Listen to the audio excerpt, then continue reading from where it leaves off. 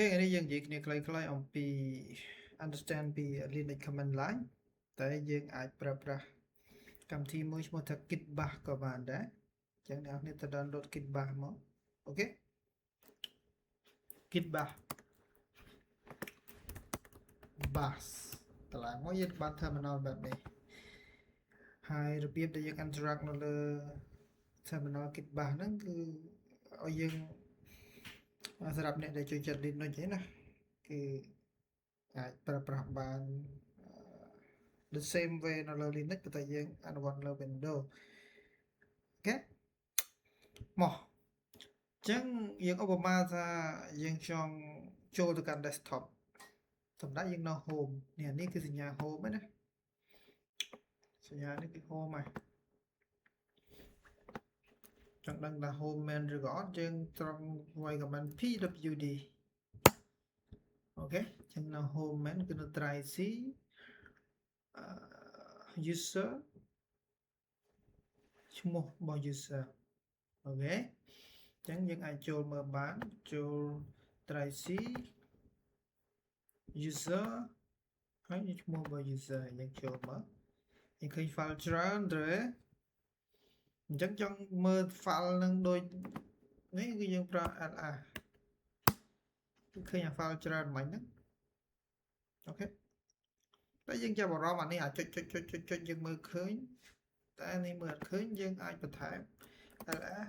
មែនណា la ដើម្បីមើលទាំងអស់អញ្ចឹងពេលមើលទាំងអស់ទៅយើងញញបន្តិចពេលមើលទាំងអស់អញ្ចឹងយើងទុកចេះវិញមានតែ a ចេះមិនបាច់ l ទេ l វា display ជា list អញ្ចឹងនេះយើងអាចមើលឃើញយើងឃើញទាំងអស់នេះដូចគ្នាណា dot codec ឃើញទេ dot codec មានទេ yes ហើយយើងចង់ clear screen យើង control L អូខេ control L ឬក៏clear ក៏បានដែរអូខេ clear screen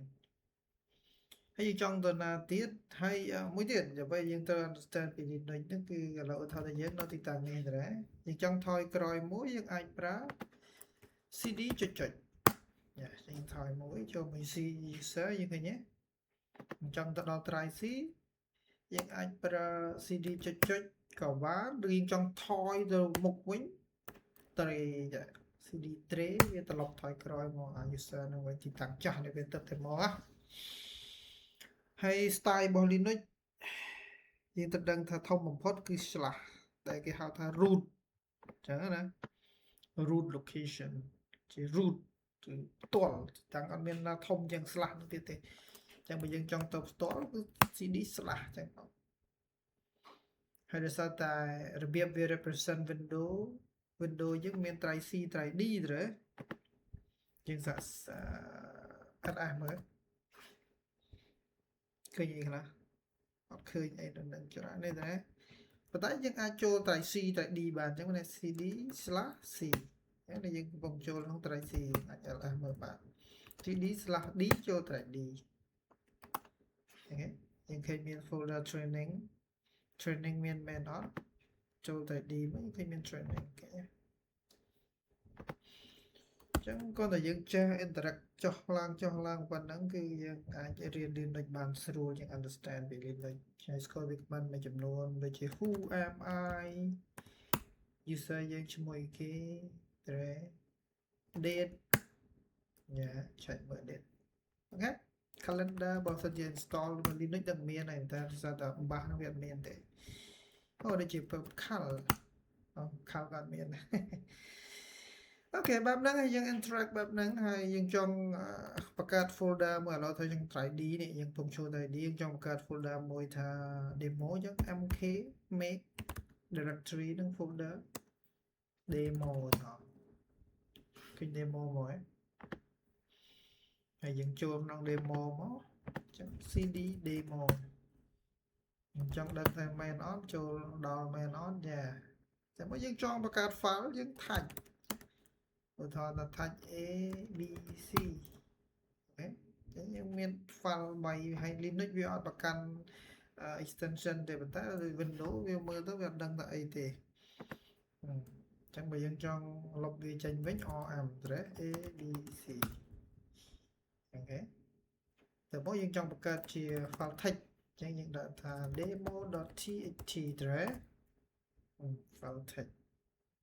ហើយ file text អត់ទាន់មានអីទេយើងចង់ view មើលវា cat demo ហើយយើងអាច tab បានយើង tab ដើម្បីវាautofill ណាអត់មានអីទេយើងចូលមើលឃើញអត់មានអីមែនត្រង់អត់មានអីទេអូខេចុះបើយើងចង់សរសេរអីចូលក្នុងនោះវិធីសរសេរចូលក្នុង file មានច្រើនណាស់ហើយបើ Linux យើងចង់ display អីយើងប្រើ echo បានឧទាហរណ៍ echo I love you echo អញ្ចឹងណាយើងអាច echo ចូលក្នុង file ហ្នឹងគឺបរិញ្ញានេះ direct ចូលក្នុង file ហ្នឹងមកផ្លុកចង់មើលថា file ហ្នឹងមានមែនអត់មានមែនឃើញទេអូខេហើយមានវិធីច្រើនទៀតតែយើងអាចរៀន interact មួយវាអញ្ចឹងទៅអូខេហើយនៅក្នុង Linux execution របស់វា style របស់ Linux គឺ bash ចឹងថា bash script bash ចឹង bash script រ៉ានអត់មានអីទេអូខេចឹងដើម្បី run script ណាមួយឥឡូវយើងឧទាហរណ៍ថាយើងមាន script មួយ type មិន type ក៏បានហើយនៅក្នុង Linux ដើម្បីសរសេរយើងអាចប្រើ nano បានចឹង nano script dot គេដាក់ extension sa ចឹងណាចាហើយចូលមកហើយយើងសេមកអូខេឧទាហរណ៍ថាយើងចង់ echo this is my script យ៉ាគេ highlight ឲ្យទៀតណាអូខេ this is my script ហើយឥឡូវយើងចង់ឲ្យវាបង្កើត file ណាមួយដែលយើងចង់ដាក់ចូលអញ្ចឹងណាឥឡូវឧទាហរណ៍ថាបង្កើត folder ចុះ echo បន្ថែមមួយទៀតទៅមក let create folder យ៉ាហ៎ណាecho ដូច print អញ្ចឹងណាអូខេបន្ទាប់មកយើងអាច mkd មកហើយយើងឲ្យវាចាប់ដាក់សញ្ញា$លេខ1ហ្នឹងគឺចាប់ទី1ត្រែបងលេខ0គឺខ្លួនវាឈ្មោះ file របស់វាប៉ុណ្ណឹងក៏បានដែរហើយយើង control x មក control x នេះយើងមើលមកក្រោមនេះ control x ហើយ yes y enter អូខេប៉ុណ្ណឹងគឺស្មើនឹងយើងបាន script មួយហើយចង់ដឹងថា script នឹងមានអីក្នុងហ្នឹងយើងអាច cat មើលមកត្រង់មានមែនអត់ហើយដើម្បី run script នឹងបានយើងអាចប្រើបាសយកបណ្ដោយក៏បានដែរបាសឲ្យដកឃ្លាឈ្មោះ script នឹងអញ្ចឹងណាយ៉ាហើយ script នេះចង់បង្កើត folder ដល់តេស្តមួយ folder មួយព្រឹកគេបង្កើត folder បានទេអូខេ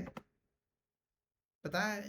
យើងចង់ run អញ្ចឹងទៅយើងដាក់ permission ឲ្យវាយើង set permission តែមុននឹងយើង set permission យើងអាច ls មែនណា Elmerson ថា permission បច្ចុប្បន្នអីគេអញ្ចឹងយើងរៀនពី permission ទៀតអញ្ចឹងណា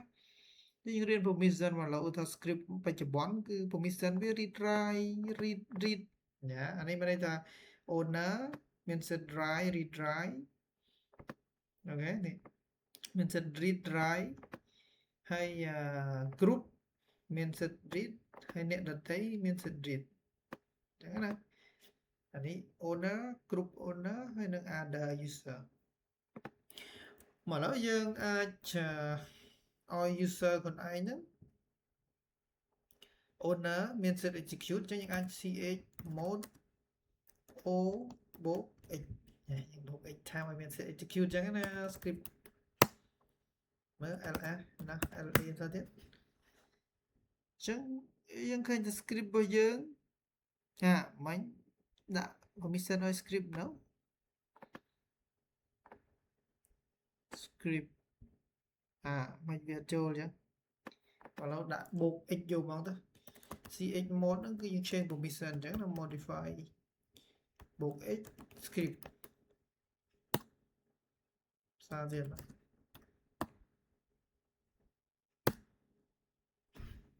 Ôi mình cho đã các bạn chẳng miền rừng ấy cả là ngay miền rừng ấy mình sưu lại rồi có VGA bo ba rồi có mình đăng